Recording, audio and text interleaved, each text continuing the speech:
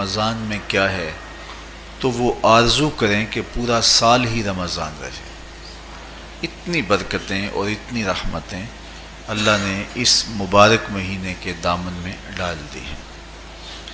میں نے جو آپ کے سامنے آیت کریمہ تلاوت کی ہے اس میں بھی اس مفہوم کو بیان فرمایا گیا کہ اے ایمان والو، تمہارے اوپر روزے فرض کیے گئے ہیں جس طرح تم سے پہلوں پہ فرض کیے گئے تھے۔ یا ایھا الذین آمنوا کتب علیکم الصیام کما کتب علی الذین من قبلکم۔ کیوں فرض کیے گئے؟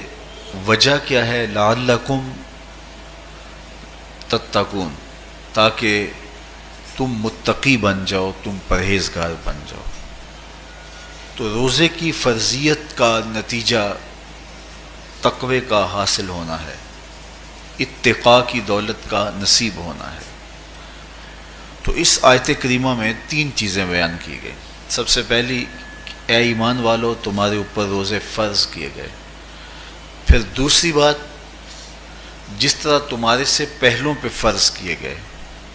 اور تیسری بات، تاکہ تمہیں تقوی کا نور نصیب ہو، تمہیں اتقاء کی دولت نصیب ہو۔ تو ایک تو روزے کی فرضیت کا حکم دیا گیا، اور دوسرا یہ تسلی دی گئی کہ یہ بھوک اور پیاس کی شدت تمہیں ہی نہیں کاٹنا پڑے گی، تم سے قبل بھی لوگ یہ عبادت کرتے رہے ہیں، اور وہ اس مشکل عبادت سے تقوی کو حاصل کرتے رہے ہیں، اور تمہیں بھی ہم اس راستے سے تقوی نصیب کرنا چاہتے ہیں۔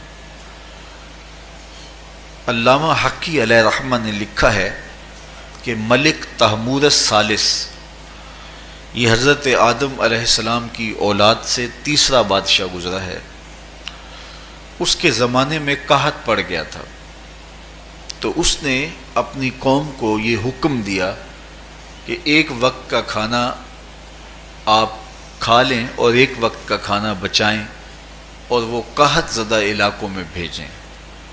تو قوم نے اس حکم کو بصر و چشم قبول کیا، اور ایک وقت کا فاقہ کاٹ کے اپنے ان بھائیوں کے لیے وہ کھانا بھیجتے جو قحط میں مبتلا تھے۔ قوم کی یہ ادا اللہ کو پسند آ گئی، اور وقت کے نبی پر وحی کی گئی کہ تمہارے اس عمل کو ہم عبادت قرار دیتے ہیں۔ تو حضرت آدم علیہ السلام کے بعد متصل ہی یہ عبادت فرض کی گئی، اور پھر جتنی بھی ملتیں، قومیں اور امتیں آئیں ان میں روزے کی تحسین کی گئی اور روزے کی تلقین کی گئی۔ پرانی جتنی بھی کتابیں ہیں، اناجیل ہیں، تورات ہے، اس میں روزہ داروں کی تعریف موجود ہے۔ اور حضور علیہ السلام جب اس دنیا پہ تشریف فرما ہوئے تو آقا کریم روزے کی فرضیت سے پہلے بھی روزے رکھتے تھے۔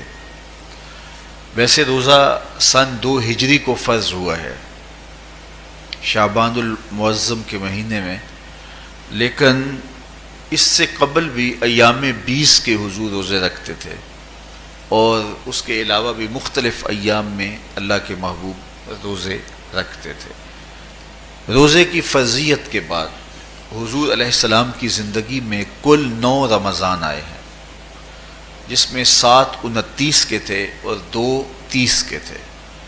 یہ بات ذہن میں رکھیے گا کہ روزے 29 ہوں، ثواب پھر بھی 30 کا ہی دیا جاتا ہے۔ تو زیادہ تر جو رمضان المبارک کے مہینے ہوتے ہیں وہ 29 کے ہوتے ہیں، 30 کے کم ہوتے ہیں۔ حضور کی زندگی میں 9 میں سے 7 جو ہیں وہ 29 کے ہوئے ہیں اور 2 30 کے ہوئے ہیں، تو ثواب پورے 30 کا ہی ہے۔ بعض لوگوں کو زیادہ ہی مسئلہ ہوتا ہے، 29 ہو جائیں تو یہ اللہ کا کرم ہے کہ روزہ رکھنا بھی نہیں پڑا اور 30ویں کا ثواب بھی مل گیا، لیکن وہ شور مچا دیتے ہیں کہ یہ روزہ کھا گئے ہیں۔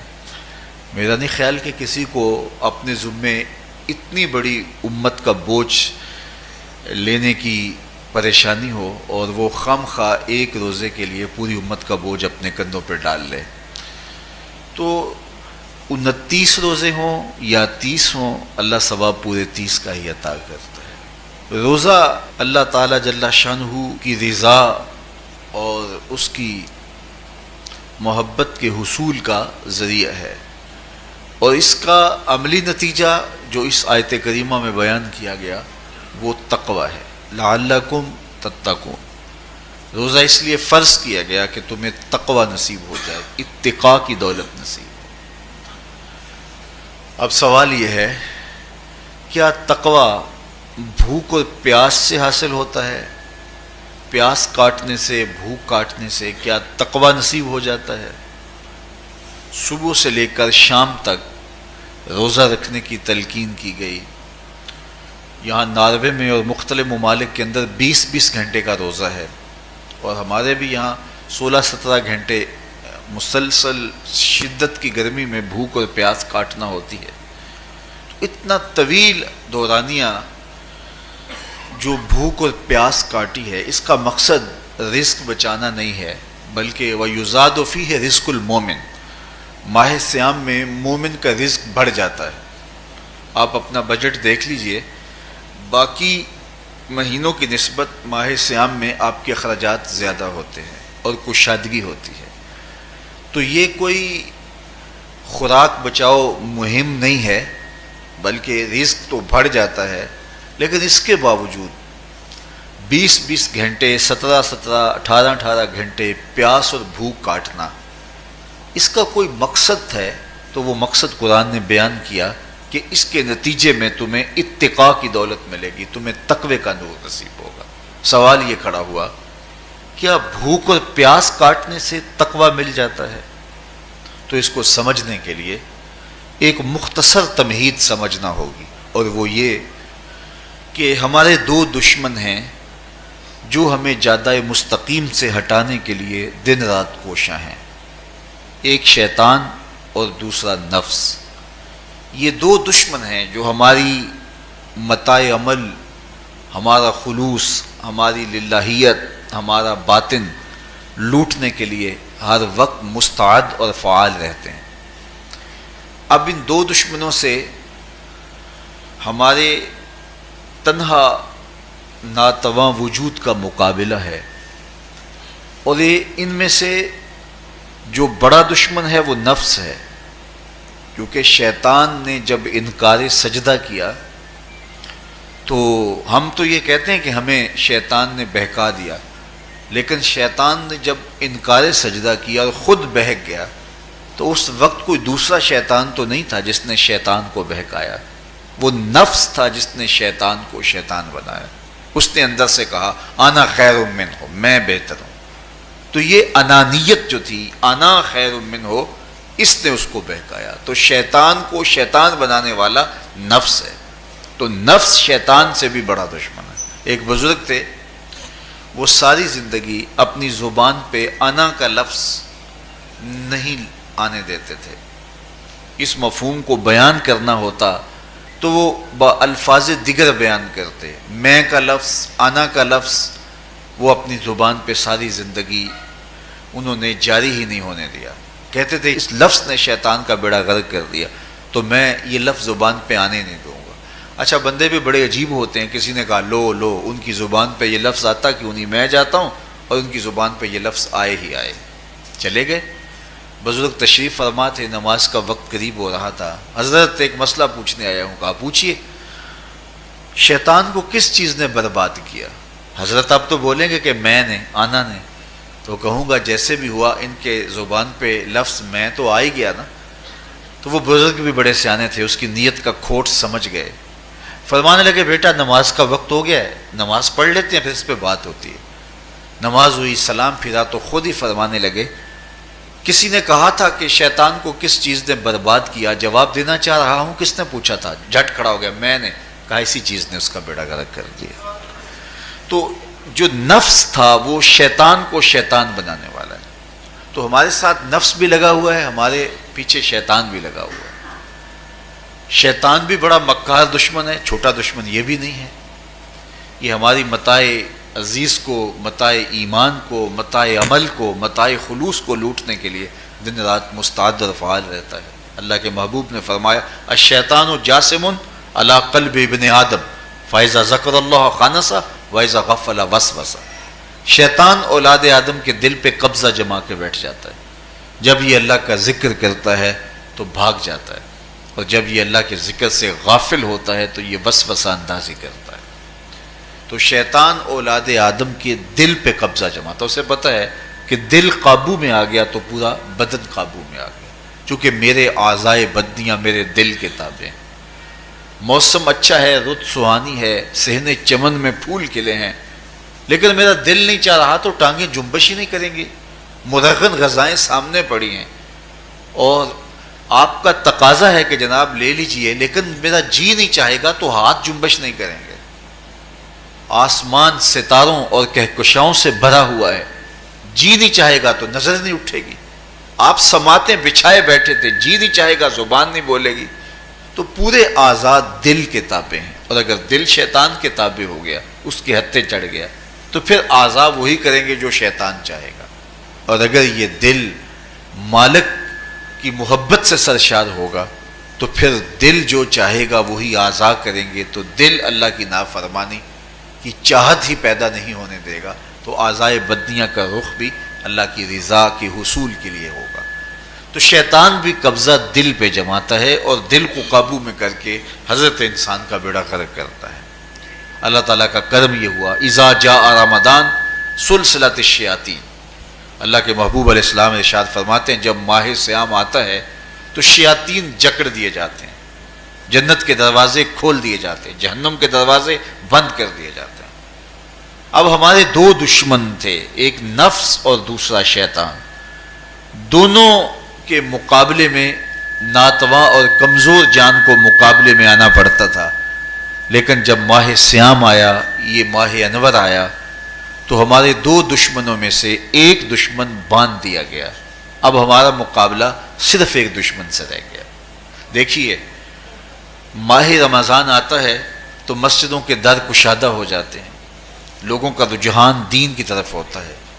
جو 5 نمازیں بھی نہیں پڑھتے ہوتے ان کو تراویح میں بھی کھڑا ہوتا دیکھتے ہیں، اہتمام ہوتا ہے، نیکی کا، صدقہ و خیرات کا ماحول پیدا ہوتا ہے۔ ایسا کیوں ہے کہ شیطان بند گیا، لیکن اس کے باوجود نظر بھٹک رہی ہے، خیالوں میں آوارگی ہے اور رشوت کا بازار گرم ہے۔ کیوں کہ ابھی نفس موجود ہے۔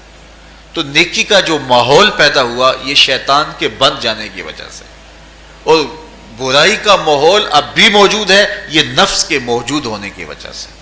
تو ہمارے دو دشمن ہیں جو ہمیں جادہ مستقیم سے ہٹاتے ہیں، ایک شیطان اور دوسرا نفس۔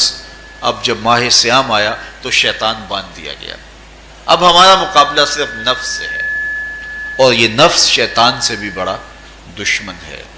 شیطان کو شیطان بنانے والا نفس ہے، اور وہ ہمارے ساتھ جڑا ہوا ہے۔ ماہ صیام میں شیطان تو بند گیا لیکن نفس نہیں بندھا۔ اب ہمیں اپنے نفس کو کمزور کر کے اور اپنی فتح حاصل کرنی ہے اور تقوی کی منزل کو پانا ہے۔ اب شیطان تو اللہ نے باندھ دیا، اب نفس کو کیسے باندھے؟ تو آئیے نفس کی بندش کیسے ہوگی یہ کسی ایکسپرٹ سے پوچھیں گے کہ یہ کیسے اس کو باندھیں گے، اس کو کیسے قابو میں کریں گے۔ تو کسی ایسے شخص سے پوچھیں جو اس شعبے کا ماہر ہو۔ تو علامہ اقبال کے مرشد ملا جلال الدین رومی علیہ رحمہ کہتے ہیں آؤ تمہیں میں ایک معالج کا پتہ دیتا ہوں جو تمہیں اس بیماری کا علاج بتائے گا اور اس کی بندش کے طریقے بتائے گا۔ شیخ رومی علیہ رحمہ فرماتے ہیں ہفت شہر عشق را اتار گشت ما ہنوز اندر خم یک کوچام۔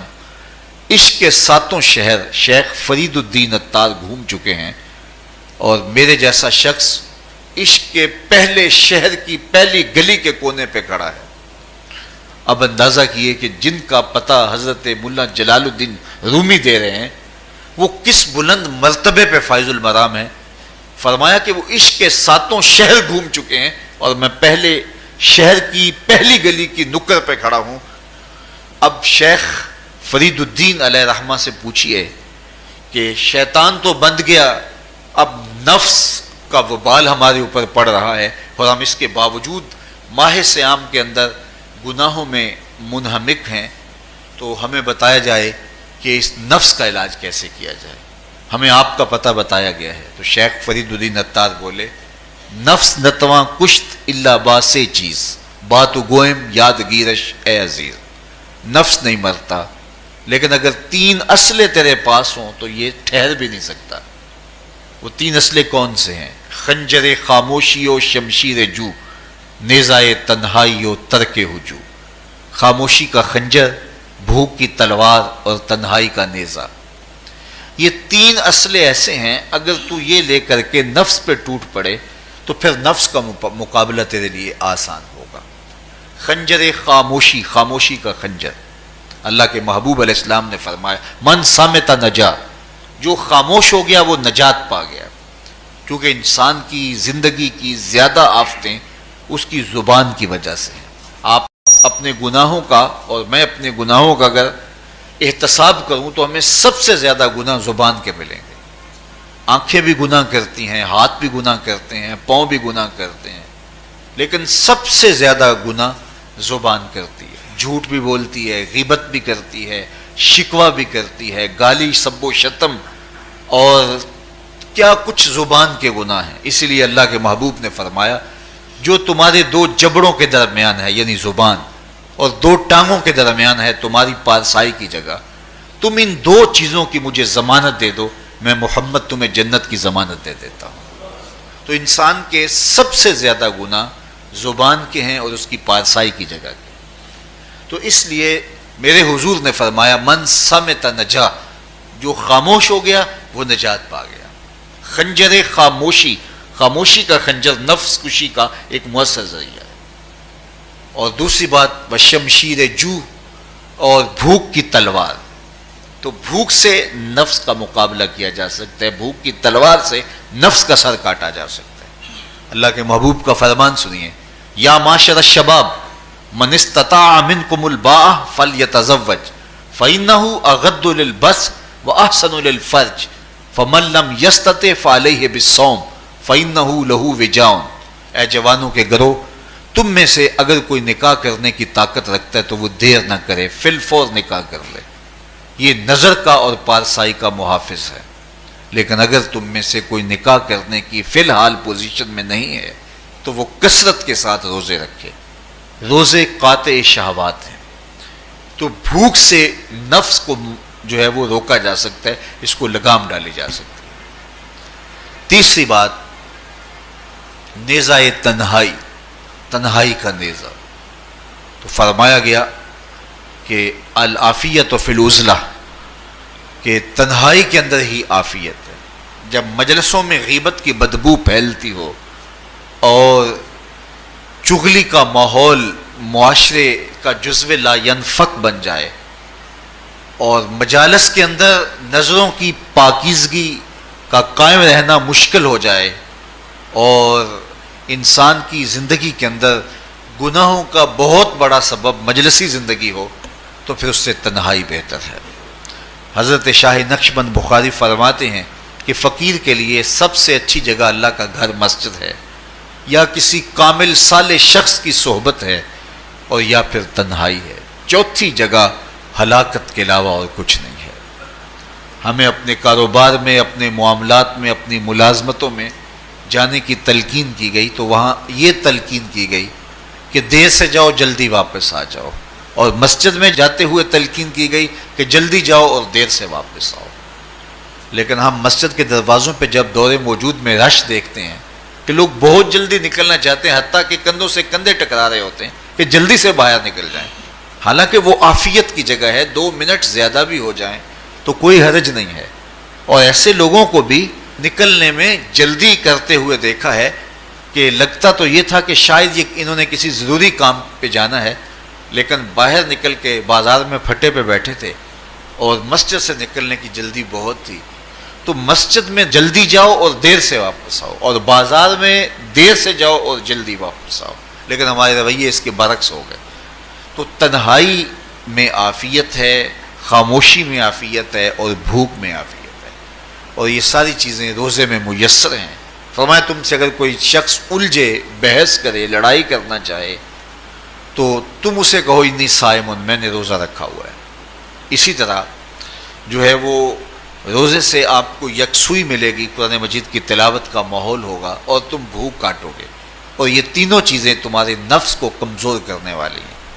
شیطان بند گیا، نفس کمزور ہو گیا، اور جب نفس کمزور ہو گیا، کمزور ہوتا ہے، یہ نفس مرتا نہیں ہے۔ یہ تو کوئی ہے باج فقیراں کسے نہیں ماریا، باہو ظالم چور اندر دا، یہ اندر والا چور جو ہے وہ اتنی آسانی سے قابو آتا ہی نہیں ہے، یہ پھر سر اٹھا لیتا ہے۔ اس کو جتنا کچلو، یہ کچھ عرصے کے بعد تھوڑی سی خوراک ملتی ہے تو پھر سر اٹھا لیتا ہے۔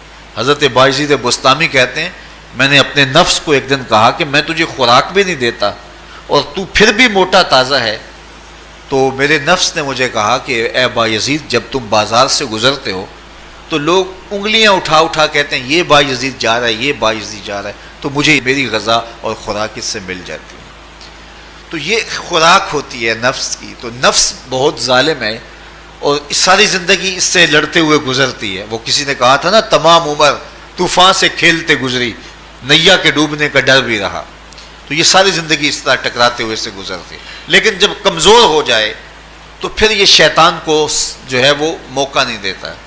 لیکن اگر نفس اگر ماہ صیام میں ہمارا کمزور نہ ہوا، صرف ہم نے بھوک ہی کاٹی اور باقی اپنے معمولات وہی رکھے، تو میرے حضور نے فرمایا جس نے جھوٹ اور برے کام نہیں چھوڑے اور جھوٹے کام ترک نہیں کیے، اس کے بھوکا اور پیاسا رہنے کی اللہ کو کوئی ضرورت نہیں ہے۔ روزہ تو ایک مشق تھی، یہ تو باطن کی تطہیر کا ایک ذریعہ تھا، یہ تو من کی تہذیب کا ایک ذریعہ تھا، یہ تو نفس کی شر سے اپنے آپ کو بچانے اور شیطان کے مکر و فریب سے بچانے کا ایک ذریعہ تھا۔ دیکھیے شیطان بند جاتا ہے ماہ صیام میں، حدیث واضح ہے، لیکن نفس موجود رہتا ہے۔ اگر نفس کمزور ہو گیا تو شیطان چھٹ کے بھی کچھ نہیں کرے گا، کیونکہ شیطان باہر کا دشمن ہے، نفس اندر کا دشمن ہے۔ جب تک اندر والا دشمن ساتھ نہیں دیتا، باہر والا دشمن کچھ نہیں کر سکتا۔ ہمارے دیہاتوں میں چوری ہو جائے تو بوڑھے بزرگ سر جوڑ کے بیٹھ جاتے ہیں کہ چور کہاں سے آیا، کیسے آیا، تو ایک نقطے پہ سارے متفق ہوتے ہیں کہ اندر کا کوئی بھیتی ضرور موجود ہے۔ اگر اندر کا کوئی بھیتی موجود نہیں ہے تو چور باہر سے آ کے حملہ آور ہو ہی نہیں سکتا ہے۔ تو شیطان باہر کا چور ہے، نفس اندر کا بھیتی ہے، اور اگر یہ اندر والا باہر والے کا ساتھ نہ دے تو شیطان انسان پر حملہ آور ہو ہی نہیں سکتا۔ اس لیے اس کو قابو کر لیں، اس کو رام کر لیں، تاکہ شیطان چھٹنے کے باوجود بھی جو ہے وہ ہمارے اوپر حملہ آور نہ ہو سکے۔ ورنہ وہ تو پیچ و تاب کھا رہا ہے کہ یہ جو تم نمازیں پڑھتے ہو، سروں پہ ٹوپیاں تم نے پہنی ہیں اور بڑے شریف بن کے مسجد میں جا رہے ہو، ذرا چھٹ لوں عید کے دن ہی جو ہے وہ تمہارا سارا کیا دھرا برباد نہ کیا تو مجھے شیطان نہ کہنا۔ تو وہ سب کچھ برباد کر دیتا ہے اگر ہمارے نفس کی تہذیب نہیں ہوتی۔ تو یہ اللہ نے ایک ہمیں موقع دیا ہے، پورا ایک مہینہ ہے، ایک ورکشاپ ہے باطن کی تطہیر کے لیے اور ایک اندر کی پاکیزگی کے لیے ہمیں ایک موقع فراہم کیا گیا ہے، اور اس سے ہم بھرپور فائدہ حاصل کریں۔ قرآن مجید کی کثرت کے ساتھ تلاوت، صلاۃ التراویح میں شمولیت اور خاموشی کا اختیار کرنا، اور جو ہے وہ اللہ کے ذکر فکر کی طرف متوجہ رہنا اور بھوک کاٹنا، اس کا عملی نتیجہ یہ ہوگا کہ اتقاء کی دولت نصیب ہوگی۔ دیکھیے ماہ صیام میں ہمیں ان کاموں سے بھی روک دیا گیا جو کہ کام جائز تھے، کھانا پینا اور جو ہے وہ اپنی منکوحہ سے جنسی تعلق، یہ تو وہ امور تھے کہ جو جائز تھے، مشروع تھے، لیکن اوقات روزہ میں ان جائز کاموں سے بھی ہمیں روک دیا گیا۔ اس فلسفے کو ہمیں سمجھنا ہوگا کہ جو کام شریعت میں جائز تھے، مشروع تھے، روزہ ان سے بھی رک جانے کا نام ہے، اور جو چیزیں شریعت میں جائز ہی نہیں ہیں، جھوٹ بولنا ہے، غیبت کرنا ہے، بد نگاہی ہے اور دیگر برے اعمال ہیں، تو یہ چیزیں تو روزہ نہ بھی ہو پھر بھی ناجائز ہیں۔